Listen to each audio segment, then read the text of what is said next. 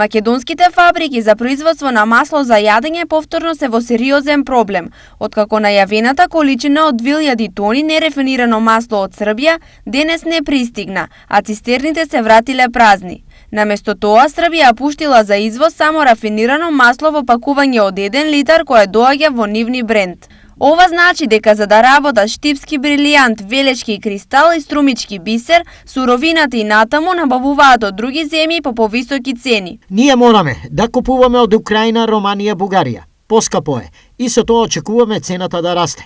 Ке биде поскапо, но битно е дека имаме залихи за идниот период. Вели Коста Ташков од Брилијант.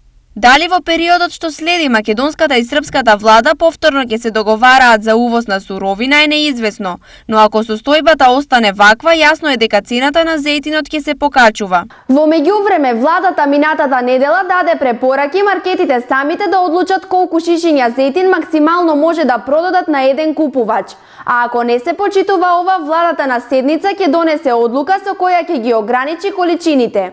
Ваквата препорака дојде откако било регистрирано дека некои граѓани купувале цели пакети зејтин. Иако сега препораката подразбира ограничување на продажбата на 3 шишиња по купувач, никој не може да контролира колку пати еден купувач зема по 3 литри од различни маркети.